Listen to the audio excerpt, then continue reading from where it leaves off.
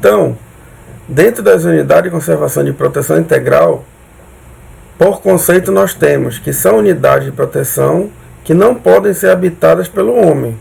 Significa que não pode ter pessoas morando dentro desse território, sendo admitido apenas o uso indireto dos recursos naturais em atividades como pesquisa científica, turismo ecológico, por exemplo. Tá? Então, um aspecto muito importante aqui é isso. Tá? O homem, ele basicamente pode ajudar na preservação dessas áreas, mas não pode morar dentro do seu território. Tá, ok?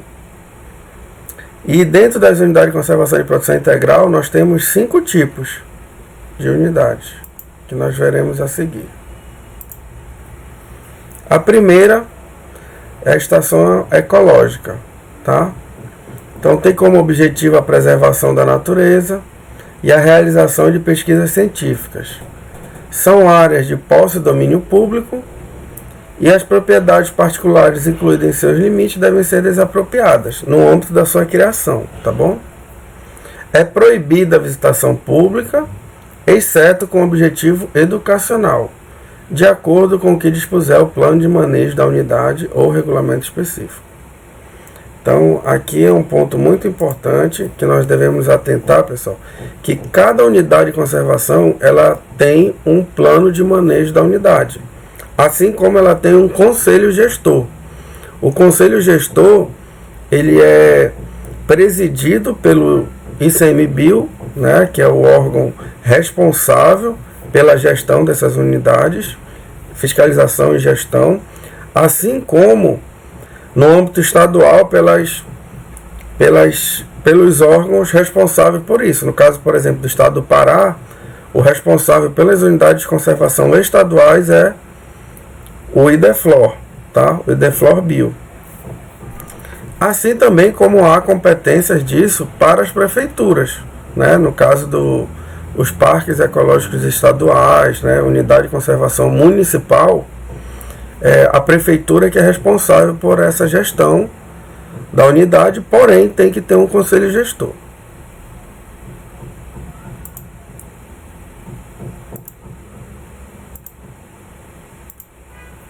Então, um exemplo aqui, né? Estação Ecológica Serra das Araras, tá? Então, a Serra das Araras fica aqui no Mato Grosso, né?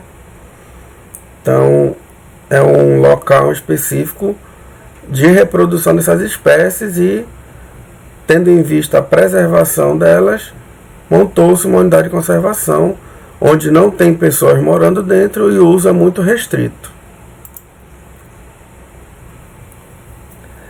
Estações ecológicas existem mais de 8.000 hectares de áreas destinadas no Brasil e as principais são Jureia e Itatins, no estado de São Paulo, né, que tem faixas representativas do ecossistema da Mata Atlântica e ecossistema costeiro. Estação Ecológica Jutaí Solimões, no estado do Amazonas, protege uma grande área da floresta amazônica. Então, alguns exemplos. As reservas biológicas, né, segunda categoria, dentro das unidades de conservação e proteção integral. O objetivo é preservação integral dos recursos naturais, né, sem interferência humana direta ou modificações ambientais. A exceção são as medidas de recuperação de seus ecossistemas alterados e as ações de manejo necessárias para recuperar e preservar o equilíbrio natural, a diversidade biológica e os processos ecológicos naturais. Então, dentro dessa reserva biológica, vamos supor que no âmbito da criação existiam áreas que eram exploradas irregularmente e foi degradada. Então, no âmbito da criação, pode-se dimensionar que essas áreas podem sofrer interferência desde que seja para recuperar o ecossistema alterado. Uma vez recuperado, não é mais permitida a utilização, a alteração desse ambiente. São áreas de posse e domínio públicos, tá? Sendo que as propriedades particulares incluídas em seus limites devem ser desapropriadas, né? Então, no âmbito da criação, caso tenha uma propriedade particular dentro do território definido para essa unidade, ela vai sofrer desapropriação, né? O proprietário é indenizado e a área é desocupada, desapropriada. Nessas áreas de reserva biológica é proibida a visitação pública, exceto com objetivo educacional, de acordo com o plano de manejo, né? Então isso aqui vai ser bem recorrente, tudo tem que estar previsto no plano de manejo da unidade. A pesquisa depende de autorização do órgão responsável, né? E está sujeita a condições e restrições pré-estabelecidas. Então um exemplo aqui é a reserva biológica do Rio Trombetas, no Pará, tá? No Brasil existem em torno de 5 milhões de hectares, tá? E outros tipos são a Reserva Biológica da União, que é preserva a área da Mata Atlântica no estado do Rio de Janeiro, Reserva Biológica Marinha do Arvoredo, que inclui áreas da Mata Atlântica e ecossistema costeiro em Santa Catarina. Então aqui é um exemplo de uma unidade de conservação mista, preserva tanto faixas de terra quanto faixas de mar, tá? No caso, a Reserva Biológica Marinha de Arvoredo. Terceira unidade são os parques nacionais, né? São os conhecidos PARNA. Tem como objetivo a preservação de ecossistemas naturais de grande relevância ecológica e beleza cênica, possibilitando a realização de pesquisas científicas e o desenvolvimento de atividade de educação, interpretação ambiental, recreação e de turismo ecológico, né?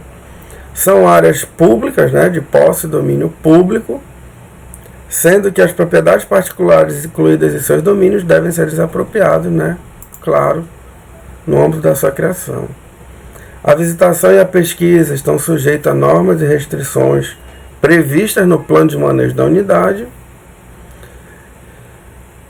E essa unidade, ela também, quando criada, por exemplo, pelo governo dos estados ou prefeituras, são denominadas respectivamente Parque Estadual e Parque Natural Municipal, tá? Então aqui, por exemplo, trago o Parque Nacional do Jamanchim, no Amazonas, né? É um exemplo dessa categoria. No Brasil, temos em torno de 22 milhões de hectares com isso, né? Parque Nacional da Serra da Bocaína, né? Mata Atlântica no estado de São Paulo, Parque Nacional do Pantanal Mato Grossense, né?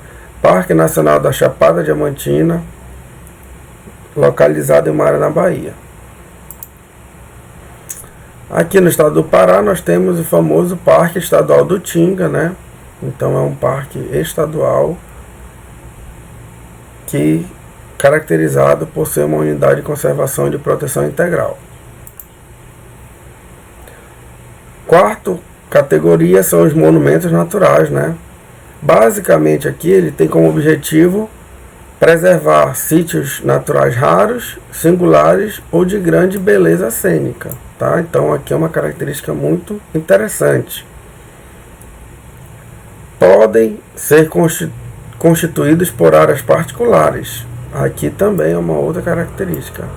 Dentre as unidades de conservação e proteção integral, apareceu a primeira, que pode ser tanto pública quanto particular, desde que seja possível compatibilizar os objetivos da unidade com a utilização da terra e dos recursos naturais do local pelos proprietários. Caso contrário, as propriedades devem ser desapropriadas. Então, aqui está se falando de monumentos da natureza, tipo exposições rochosas ou coisas do tipo. Então, nesse caso, elas podem ser áreas particulares, desde que o proprietário aceite não alterar aquele ecossistema, não mudar os aspectos naturais daquele local. A visitação pública e a pesquisa estão sujeitas ao plano de manejo, né? E alguns exemplos são os monólitos natural de Quixadá, situado na região do Cerrado do Ceará, e o monumento natural da Cachoeira do Ferro Doido, na Bahia. Então aqui eu trago, por exemplo, para vocês o monumento natural monólito de Quixadá, né? Então, ó, existem essas formações rochosas aqui, muito muito bonitas e diferenciadas, né, do restante da região. Por isso, são características que devem ser preservadas através de uma unidade de conservação. E o quinto tipo, né, de unidade de conservação de proteção integral é o refúgio de vida silvestre, né?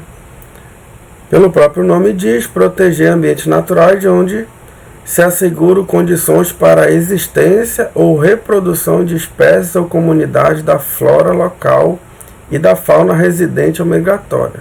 Tá? Então aqui são basicamente espécimes animais ou vegetais muito peculiares. Podem ser constituídos por áreas particulares, desde que seja possível compatibilizar os objetivos da unidade com a utilização da área e dos recursos naturais do local pelos proprietários. Tá? Então, vimos que das 5 unidades de conservação e de proteção integral, 3 são exclusivamente públicas. E refúgios de vida silvestre e monumentos naturais podem ser ou públicas ou podem ser particulares também, desde que o proprietário não altere esse ambiente. Então, a visitação pública e a pesquisa, todos estão sujeitos ao plano de manejo da área.